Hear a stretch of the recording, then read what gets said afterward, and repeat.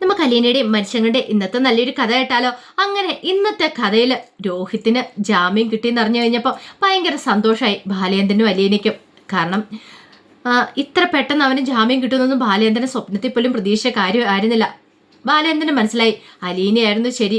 കാരണം അലീന വാക്ക് പറഞ്ഞിട്ടുണ്ടായിരുന്നു ബാലേന്ദ്രനോട്, എനിക്കറിയാച്ച ഞാനൊന്ന് നോക്കിയാൽ മതി, അവൾ എന്താണെങ്കിലും കോടതി സത്യങ്ങൾ മാത്രമേ പറയുള്ളൂ, എനിക്കറിയാൻ കഴിയുന്നുണ്ട് അവളുടെ മനസ്സെന്താന്ന്. അങ്ങനെ അലീനയുടെ പ്രവചനം ശരിയാവുകയാണ്. സത്യങ്ങളൊക്കെ കോടതിയിൽ ശരണ്യെ വിളിച്ചു പറഞ്ഞതിന് ശേഷം രോഹിത്തിന് ജാമ്യം കിട്ടുമോ ഇതറിഞ്ഞു കഴിഞ്ഞപ്പം ശിവശങ്കറിന് ഭയങ്കര ടെൻഷനായിരുന്നു. പിന്നീട് ശിവശങ്കരനും മനുവും കൂടെ ബാലേന്ദ്രൻ്റെ അലീനയുടെ അടുത്തേക്ക് വരുവാണ്. ആ സമയത്ത് ബാലേന്ദ്രനോട് ശിവശങ്കരൻ പറഞ്ഞു, എനിക്കെല്ലാം മനസ്സിലായി ബാലേന്ദ്ര, ഇവളെ വെച്ചിട്ട് നീ നിന്റെ മകനെ രക്ഷിച്ചെടുത്തല്ലേന്ന് ചോദിച്ചു. എന്തൊക്കെയാ ശിവേട്ടെ പറയണേന്ന് ചോദിച്ചു. എന്താ പറയണേന്നോ, നിനക്കൊന്നും മനസ്സിലായില്ലല്ലേ?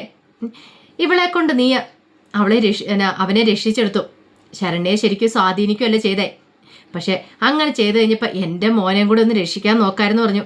അത് കേട്ട് കഴിഞ്ഞപ്പോൾ ബാലേന്ദ്രൻ പറഞ്ഞു, ഇത് ശിവേട്ട വെറുതെ അനാവശ്യം പറയരുത്, ഒരിക്കലും ഞാൻ അങ്ങനെ ചെയ്തിട്ടില്ല എന്ന് പറഞ്ഞു. മനു പറഞ്ഞു, അച്ഛൻ എന്തൊക്കെയാ പറയണേ? അങ്ങനെ ചെയ്യാനോ? രോഹിത്തിന് വേണ്ടി പോലും അലീന ഇന്ന് വരെ അവളോട് ശരണ്യോട് റെക്കമെൻഡ് ചെയ്തിട്ടില്ല. പിന്നെയാണോ ഹരിക്ക് വേണ്ടി റെക്കമെൻഡ് ചെയ്യുന്നേ? അവൾ അത്ര ഒരു പെൺകുട്ടിയല്ലെന്ന് അച്ഛൻ അറിയാവുന്ന കാര്യമില്ലേ? എടാ മനു, അതൊക്കെ ഇവർ വെറുതെ കള്ളത്തരം പറയുന്ന അങ്ങനെയൊന്നും അല്ല. ശരിക്കും ഇവളാണ് അവനെ രക്ഷിച്ചെടുത്തതെന്ന് പറഞ്ഞു. ഇവളെ റെക്കമെൻഡ് ചെയ്തുകൊണ്ട് മാത്രമാണ് ശരണ്യ അങ്ങനെ കോടതി മൊഴി മാറ്റി പറഞ്ഞേ, അവൾക്ക് രോഹിത്തിനെ അറിയില്ല എന്നൊക്കെ. ബാലേന്ദ്രൻ പറഞ്ഞു, ശിവേട്ട ഞാൻ പറഞ്ഞു ഇതിനകത്തൊന്നും സത്യാവസ്ഥയില്ലെന്ന്. അലീന ഒരിക്കലും അങ്ങനെ ചെയ്യുന്ന പെൺകുട്ടിയല്ല എന്ന് പറഞ്ഞു. അലീന പറഞ്ഞു, അങ്കളെ, ഞാൻ ഒരിക്കലും അവളെ സ്വാധീനിക്കാൻ ശ്രമിച്ചിട്ടില്ല. അവളോട് സത്യങ്ങളൊക്കെ കോടതി പറയണമെന്ന് മാത്രം ഞാൻ പറഞ്ഞിട്ടുള്ളൂ. എന്താണോ നിനക്ക് സംഭവിച്ചത് അത് മാത്രം പറയുക. രോഹിത്ത് തെറ്റ് ചെയ്തിട്ടുണ്ടെങ്കിൽ അത് പറയുക. അല്ലാതെ ഒരിക്കലും തെറ്റ് ചെയ്തിട്ടുണ്ടെങ്കിൽ അത് മറച്ചു വെച്ച് ഒരാളെ രക്ഷിക്കണമെന്ന് ഞാൻ പറയില്ല. ഇനി എൻ്റെ തല പോയാലും ശരി, ഒരിക്കലും ഞാൻ അങ്ങനെ പറയില്ല എന്ന് പറഞ്ഞു. തെറ്റ് ചെയ്തിട്ടുണ്ടെങ്കിൽ ശിക്ഷ കിട്ടണം. ഞാൻ അങ്ങനെ വിചാരിക്കുന്ന ഒരാളാണ്. കാരണം ആ പെൺകുട്ടിക്കേറ്റ പീഡനം അതുമാത്രമല്ല നഷ്ടങ്ങളൊക്കെ, അതൊക്കെ എനിക്ക് നന്നായിട്ടറിയാം. അതിനെ ഒരിക്കലും എനിക്ക് സ്വാധീനിക്കാൻ പറ്റില്ല എന്ന് പറഞ്ഞു. ഇതൊക്കെ കേട്ടുകഴിഞ്ഞപ്പോൾ ശിവശങ്കരൻ എന്ത് ചെയ്യണമെന്ന് അറിയത്തില്ല.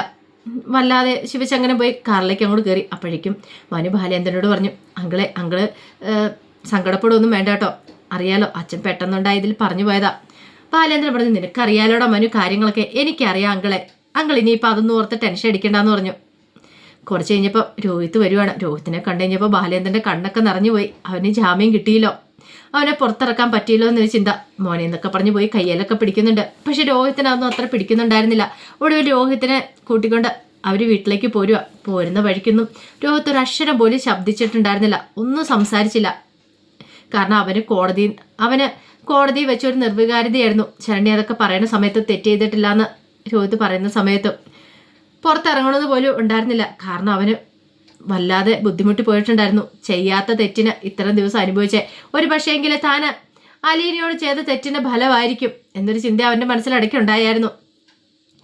അലീനയോട് തെറ്റ് ചെയ്തു അന്ന്, പക്ഷെ അലീന ക്ഷമിച്ചു. പക്ഷെ ഇപ്പോൾ ഒരു തെറ്റും ചെയ്യാതെയാണ് അവൻ ക്രൂശിക്കപ്പെട്ടിരിക്കുന്നത്. അന്ന് അലീനയൊക്കെ പറയുന്നത് കേൾക്കുമായിരുന്നെങ്കിൽ ഇന്ന് അവൻ ഇങ്ങനെ നാണം കെടേണ്ടി വരില്ലായിരുന്നു. നാട്ടുകാരുടെ മുന്നിൽ വീട്ടുകാരുടെ മുന്നിൽ അവനെ തല കുണിച്ച് നിൽക്കേണ്ട ഗതികേട് ഉണ്ടാകത്തില്ലായിരുന്നു എന്നൊക്കെ ഒരു ചിന്തയായിരുന്നു. ഈ സമയത്ത് വൈജയന്തി ഭയങ്കര ടെൻഷനിലാണ്. കോടതിയിൽ എന്ത് സംഭവിക്കാം, അവന് ജാമ്യം കിട്ടുമോ, ഇനിയിപ്പം ആ പെണ്ണ് അവനെതിരെ പറയുമോ എന്നൊക്കെ ഒരു ചിന്തയോട് കൂടിയിട്ട് വൈജയന്തി അസ്വസ്ഥയായിട്ടിരിക്കുന്നത്. പിന്നീട് ബബിതയെ വിളിക്കുന്നുണ്ട്. ബബിതയെ വിളിച്ചിട്ട് ചോദിച്ചു, എന്തേലും വിവരം കിട്ടിയോന്ന് ചോദിച്ചു. ഇല്ലമ്മേ, ഒരു വിവരം അറിയില്ല. അച്ഛൻ വന്നു കഴിയുമ്പോൾ ഞാൻ അങ്ങോട്ടേക്ക് വിളിച്ചോളാം, അമ്മ ഇങ്ങനെ ടെൻഷൻ അടിക്കണ്ടെന്നൊക്കെ പറഞ്ഞ് ബബിത കോള് കട്ട് ചെയ്തു. കൃഷ്ണമോൾക്കാണെങ്കിലും അന്ന് സ്കൂളിൽ പോയിട്ടൊരു സമാധാനം ഉണ്ടായിരുന്നില്ല. രോഹിയുടെ കാര്യത്തെക്കുറിച്ചായിരുന്നു ചിന്ത മുഴുവനും. രോഹിത്തേട്ടനെ പുറത്തിറക്കാൻ പറ്റുമോ എന്നൊരു ടെൻഷനൊക്കെ ആയിരുന്നു. ഈ സമയം മൊഴിയൊക്കെ കൊടുത്തിട്ട് പുറത്തേക്ക് വന്നു കഴിഞ്ഞപ്പോൾ തന്നെ ശരണ്യെ ചീത്ത പറയുന്നുണ്ട്. ശരണ്യയുടെ അച്ഛനും അമ്മയൊക്കെ, നീ എന്ത് പരിപാടിയടി കാണിച്ചേ, വീട്ടിലേക്ക് വാന്നൊക്കെ പറഞ്ഞിട്ട്. കാരണം അവളോട് പറഞ്ഞത് രോഹിത്തിനെയും കൂടെ എതിരായിട്ട്. കാരണം രോഹിത്ത് തെറ്റ് ചെയ്തിട്ടുണ്ടെന്ന് പറയാനായിട്ടായിരുന്നു. പക്ഷെ ശരണ്യയ്ക്ക് അത് പറയാൻ പറ്റിയില്ല. ശരണ്യയ്ക്ക് അത് പറയാൻ സാധിക്കുന്നുണ്ടായിരുന്നില്ല. അപ്പോൾ അവർ പഠിപ്പിച്ച കാര്യങ്ങളൊന്നും ശരണ്യ പറഞ്ഞതുമില്ല. അപ്പോൾ അതിൻ്റെ ഒരു ദേഷ്യവും കാര്യങ്ങളൊക്കെ അവർക്കുണ്ടായിരുന്നു. ഈ പറയുന്ന പോലീസുകാരും പിന്നെ കുറേ വനിതാ സംഘടനകളുടെ നേതാക്കന്മാരും എല്ലാം ശരണ്യോട് പറഞ്ഞു കൊടുത്ത് അങ്ങനെയായിരുന്നു രോഗത്തിൻ്റെ പേരും കൂടെ പറയണമെന്ന്. പോരാത്തതിന് പോലീസുകാർക്കൊക്കെ നല്ല വണ്ണം തന്നെ കിട്ടുകയും ചെയ്തു. മൊഴി മാറ്റി പറയിക്കാനായിട്ട് ശ്രമിച്ചാണ്. നിരപരാധിയായ ഒരാളെ കുറ്റവാളിയാക്കാൻ ശ്രമിച്ചാണ്. അതിൻ്റെ പേരിൽ അവർക്ക് ശരണ്യയോട് ദേഷ്യം ഉണ്ടായിരുന്നു. ശരണ്യയുടെ അച്ഛനും അമ്മയും ഒക്കെ വഴക്ക് പറഞ്ഞു. അവർക്കൊക്കെ ഇതിൻ്റെ വല്ല ആവശ്യം ഉണ്ടായിരുന്നോ? തെറ്റ് ചെയ്യാത്ത ഒരാളെ ക്രൂശിക്കേണ്ട കാര്യം ഉണ്ടായിരുന്നോ? ഒടുവിൽ വീട്ടിലേക്ക് വന്നു കഴിഞ്ഞപ്പോഴത്തേനും ആൾക്കാരൊക്കെ വെന്നു ചുറ്റും ഉണ്ടായിരുന്നു. അങ്ങനെ വന്നു കഴിഞ്ഞപ്പോഴത്തേനും ശരണ്യ ആർക്കും മുഖം കൊടുക്കാതെ അകത്തേക്ക് കയറിപ്പോയി മുറിയിലേക്ക് പോയി ഇരിക്കുകയാണ്. ഈ സമയം പ്രഭാകരനോട് അടുത്ത വീട്ടിലൊരാൾ വിളിച്ചു, അല്ല നിങ്ങളുടെ കൊച്ചെന്താ മൊഴി മാറ്റി പറഞ്ഞത് കേട്ടല്ലോ? അല്ല 4 പേരുണ്ടെന്നൊക്കെ ആയിരുന്നല്ലോ മുമ്പ് പറഞ്ഞ്, ഇപ്പം എന്താ 3 പേരായോന്ന് ചോദിച്ചു. അപ്പം നിങ്ങൾ പൈസ വാങ്ങിയിട്ടല്ലേ ഇതൊക്കെ പറയണല്ലേ എന്നൊക്കെ ചോദിക്കുകയാണ്. അത് കേട്ടപ്പോൾ പ്രഭാകരൻ എന്ത് മറുപടി പറയണം നടത്തില്ല. അല്ല ഞങ്ങൾക്ക് അറിയത്തില്ലാണ്ട് ചോദിക്കുക, അപ്പം 4 പേര് മാത്രമേ ഉള്ളോ അതോ ഇനിയിപ്പോൾ കൂടുതൽ ആൾക്കാരുണ്ടോ? അതിനിപ്പോൾ 3 പേരായോ? കുറച്ച് കഴിയുമ്പോഴത്തേനും ആരും ഇല്ലാതാകുമോ? ശരിക്കും ഇതൊക്കെ സംഭവിച്ചാണോ? അന്ന് പറഞ്ഞാൽ കൊള്ളാമെന്നുണ്ട് എന്നൊക്കെ ഇങ്ങനെ ഓരോ കമൻറ്റുകൾ പറഞ്ഞുകൊണ്ടിരിക്കുക. പ്രഭാകരൻ പെട്ടെന്ന് അകത്തേക്ക് കയറി പോന്നു. ആ സമയത്ത് അവരുടെ മുന്നിൽ ഓമനക്കുട്ടനും ഗോപിയൊക്കെ ഒന്നും മിണ്ടാതെ നിൽക്കുകയാണ്. അവർക്ക് ഉത്തരം മുട്ടിപ്പോയിട്ടുണ്ടായിരുന്നു. ഈ സമയം പ്രഭാകരനും ശരണ്യയുടെ അമ്മയും കൂടെ മുറിയിലേക്ക് കയറി വന്നിട്ട് ദേഷ്യപ്പെടുവാണ് ശരണ്യയുടെ. പ്രഭാകരൻ പറഞ്ഞു, ഇപ്പം നിനക്ക് സമാധാനമായല്ലോ? അവരുടെ ചോദ്യം, അവർ ചോദിക്കുന്ന ഓരോ ചോദ്യത്തിനും മറുപടി ഇല്ലാതിരിക്കുക. ഞാൻ നാട്ടുകാരുടെ മുന്നിൽ ഉത്തരം മുട്ടി നിൽക്കുക. എനിക്ക് എന്ത് ചെയ്യണമെന്ന് അറിയത്തില്ല. അപ്പോഴേക്കും ശരണ്യയുടെ അമ്മ പറഞ്ഞു, എടി നിന്നോട് എന്താടി പറഞ്ഞത്? കോടതിയിൽ നിന്നോട് എങ്ങനെ മൊഴി കൊടുക്കാനാ പറഞ്ഞേ? എന്നിട്ട് നീ കോടതിയിൽ എങ്ങനെയാ മൊഴി കൊടുത്തതെന്ന് ചോദിച്ചു. അതമ്മേ നീ കൂടുതലൊന്നും പറയണ്ട, ഇപ്പം നിനക്ക് സമാധാനമായല്ലോ. ഇനിയിപ്പോൾ ബാക്കിയുള്ളവരോട് എന്ത് പറയും? ആ മെമ്പറിനോടൊക്കെ എന്ത് പറയും? അവരൊക്കെ നിന്നോട് എന്തൊക്കെ പറഞ്ഞാൽ വിട്ടത്? നീ എന്തിനാടി ഇങ്ങനെ ചെയ്തേന്ന് ചോദിച്ചു. തെറ്റ് ചെയ്യാത്ത ഒരാളെ എന്തിനമ്മ ഞാൻ ക്രൂശിക്കണേന്ന് ചോദിച്ചു. തെറ്റ് ചെയ്യാത്ത ഒരാളെ ക്രൂശിക്കണ പോലും മിണ്ടരുത് നീയാ. എടി നീ അവൾ പറഞ്ഞിട്ടില്ല അങ്ങനെ ചെയ്തേന്ന് ചോദിച്ചു. അലീനയെന്ന് പറയുന്നവള്. എൻ്റെ അമ്മേ, അലീന ചേച്ചി എന്നോട് ഒരിക്കലും പറഞ്ഞിട്ടില്ല രോഹിത്തിനെ രക്ഷിക്കണമെന്നൊക്കെ. അയാൾ തെറ്റ് ചെയ്യില്ലാത്തതുകൊണ്ട് മാത്രം ഞാൻ അയാളെ രക്ഷിച്ചത്. തെറ്റ് ചെയ്യാത്ത നിരപരാധിയായ ഒരാളെ എന്തിനാ അമ്മ വെറുതെ ഞാൻ ശിക്ഷിക്കണേന്നൊക്കെ ചോദിച്ചു. ഈ സമയത്താണ് വനിതാ സംഘടന ശ്രീകുമാരി അമ്മ കൂട്ടർ അങ്ങോട്ടേക്ക് വരുന്നത്. അവർക്ക് ഏറ്റവും വലിയ അടിയായിരുന്നത്. അവരൊക്കെ ചേർന്നിട്ടാണല്ലോ ശരണ്യോട് ഇങ്ങനെ പറഞ്ഞത്, നീ രോഹിത്തിന്റെ പേരും കൂടെ പറയണം, കേസിന് ബലം കിട്ടണം, എങ്കിലല്ലേ അവർക്ക് കുറെ പിരിവുകളും കാര്യങ്ങളും നടത്താൻ പറ്റുള്ളൂ.